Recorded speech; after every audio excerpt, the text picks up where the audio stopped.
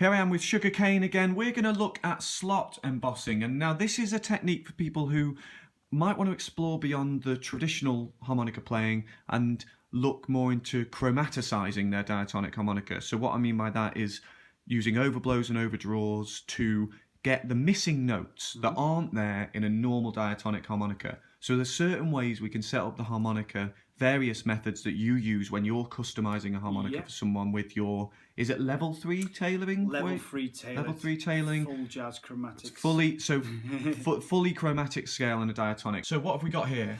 Right, what we got here is a blow plate from a key of C. That's basically we're gonna use this to manipulate the whole one, get it out there. Well, the reed one, get it out the way, and we're gonna slot emboss just the whole one, so you get a visual of what I'm doing and basically how it's done professionally.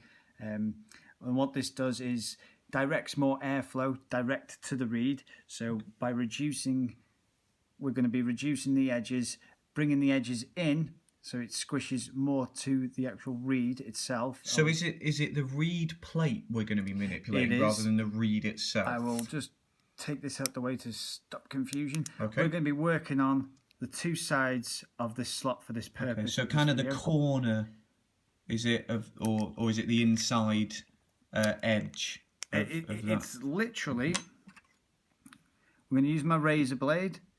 It's this edge. Yes. And the opposite edge. Okay. And I can also do this top bit, but for this video we're just going to use the length of each slot. So if you get a harmonica straight from the shop, out of the box, straight from the factory, this won't be done to it. So this, if you're trying to get overblows and overdraws, you might be struggling, and one of the reasons other than technique might be the actual harmonica itself, and so this may help achieve that. Or make it easier. Well, it directs the air pressure or the airflow direct to the reed without this little gap that runs around the outside of each reed. So it gives you more pitch, more volume. It's more suitable for people who want to play melodic. It gives you a little bit of an uplift in sound quality also. But the main reason why we want to do this is to speed the reed action up. Also, it helps the choking points. Obviously, if you're going to do the overblow hole one, you want the choke on the choke on the blow reed. So just to put in my students who are interested in overblowing, they may or may not know that when you play, for example, the one blow, when you're going for that overblow, there's going to be a point at which that reed chokes, so it stops playing, and that's kind of part of the way towards getting the overblow note, which will come later on. Yeah, you basically, we want, because this is the blow reed, we want to make the choke happen on the blow reed one quicker. So embossing will ensure that this on a penny happens in the transition between the blow reed and the draw reed. Obviously I will have to do the draw reed as well, emboss the draw reed, gap it, and make the profile sit well, so that when the hole one chokes, the hole two takes over with the over notation. So it can help. So you might be getting an overblow, one overblow, but it helps to work on the blow reed and the draw reed rather than just the blow reed. Yeah, I'd be slot embossing, not just this reed. I'd do all 10 of these, and then I'd do the opposite reed bed, because obviously, if you're improving the performance of this reed, you need to mirror match it. Otherwise, you're going to end up with it's going to end up a weaker link if I was to not do any of the other reeds. They're going to sound slightly out of tune, or slightly in tune with a less tinnier tonality. That's the only thing about embossing. It gives you that slight tinny tone.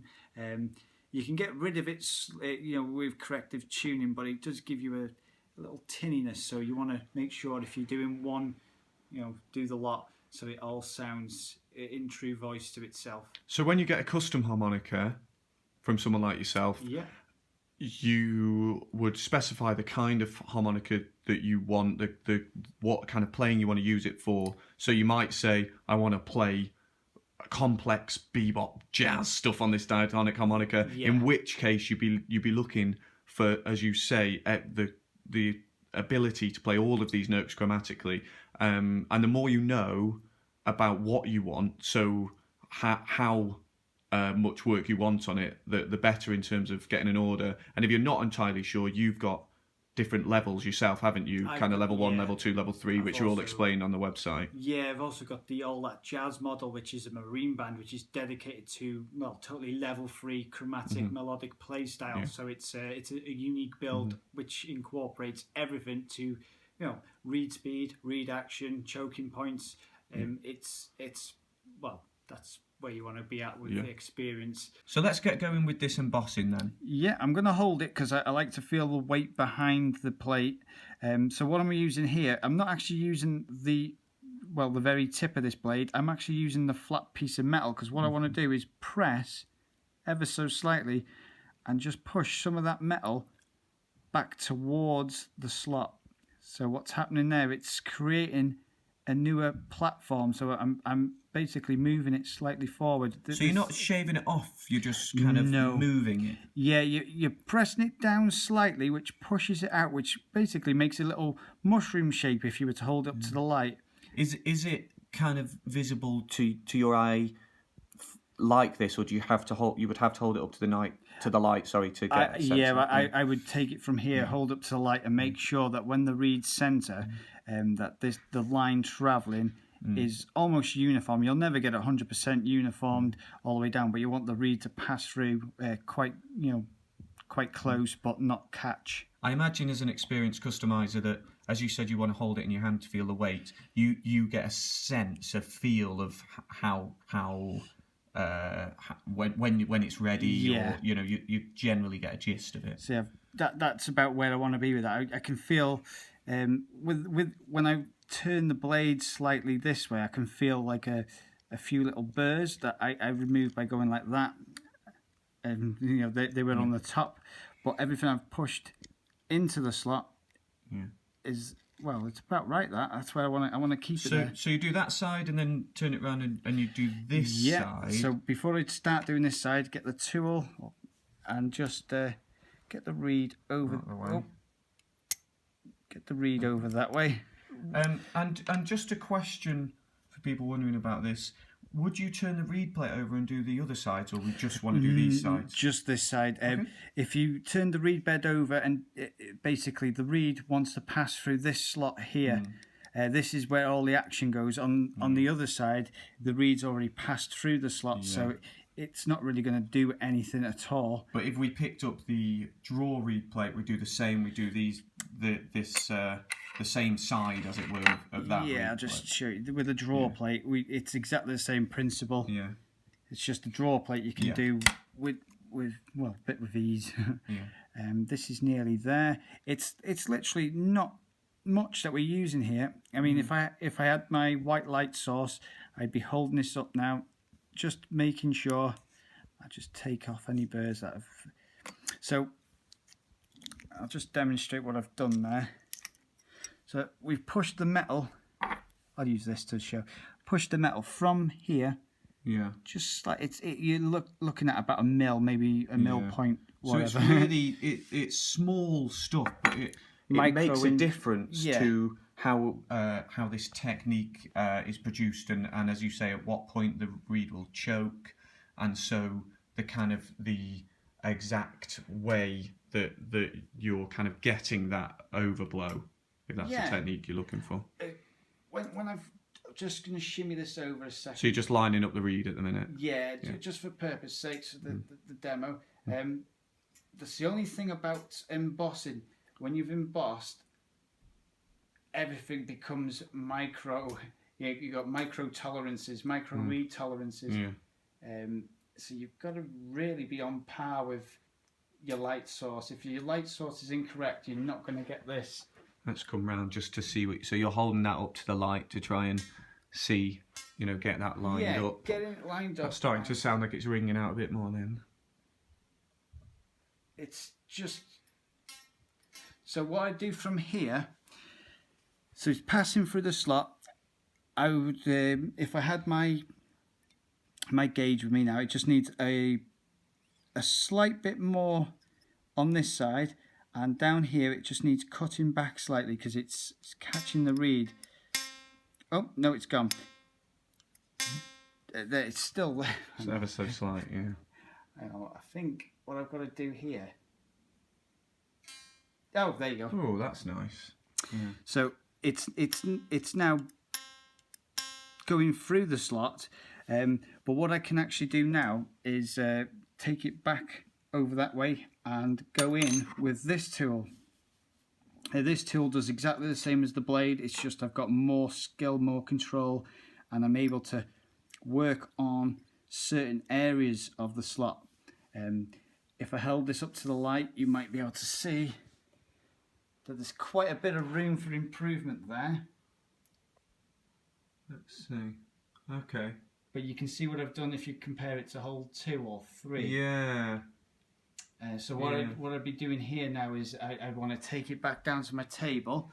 So that's like my first pass. The second pass, I'll put it back on here so it's all, we can see what's going on. But what I do here with this tool is I can now, I've blunted it so it doesn't scratch, scuff, and I can pick out the areas. If I wanted this area here, if the lip that I've created is not actually in, if it's not completely agentic to the reed. That's a good word. I didn't know that one. I've learnt a word today. I can do that. So it's kind of smoothing it. Yeah, but it's just pushing a slight. I've got more control. You see, I can press down with both fingers, and get more pressure to say the tip of the reed, and just push a little bit more of that metal towards towards the reed when the reed's in the slot. I could actually also use the back of this tool and the sides, just work on the front. But I prefer to work on the front with just the blade, and just, like I said, I use a blade because it's precision, and you're only pressing down to push the metal. You're not cutting the metal. Are you doing the end of the? You're doing. Oh yes, sorry. So this kind of end rather than the sides now, are you? Yeah, you would do that as well. I would be pressing what it is here. The tolerances are. As the reed goes through, there's still this little bit here. So what I want to do is work that away. And you're just pressing down, and you're pushing the metal. You can see I've deliberately done this, but you can see... Kind of marks. Yeah. That's just so that you can see that I'm pressing with even pressure, and I'm just... There's almost... there's none of the blade is actually doing any of the work here. It's the metal. I'm using the metal to press down. It's just I prefer the blade because you've got the 45-degree blade sharpen, which just helps deliver the pressure better to the edge. And what that's done is just brought the edge of the slot wall down closer to the tip of the reed, and we'll just go so in now for the...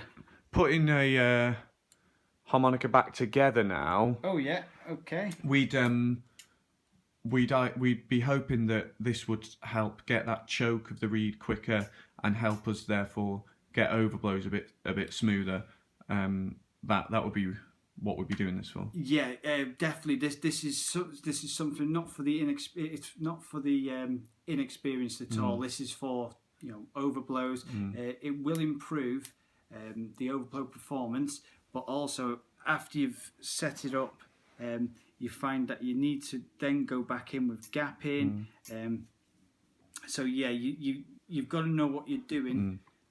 So gapping is another technique that if you were fully actually setting a harmonica up for all these overblows and overdraws, gapping is another thing you'd be doing. We won't have time to go into this video, but that would be another of your techniques you'd use along with a couple of other things when you're customizing a harmonica for someone who wants these techniques. Yeah, the gapping's a big.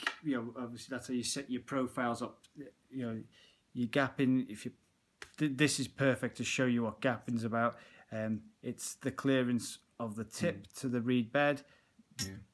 Obviously that I've got to line that up. Yeah. But that would be another technique that you would use. Yeah, and then reed shaping is also. Reed shaping is vitally important, and each customizer has their own unique tooling to. Well, it's like a thumbprint for customizers. You have your fancy workshop, don't you? Which you've shown me secretly we're just in the living room today. Yes. So not ideal.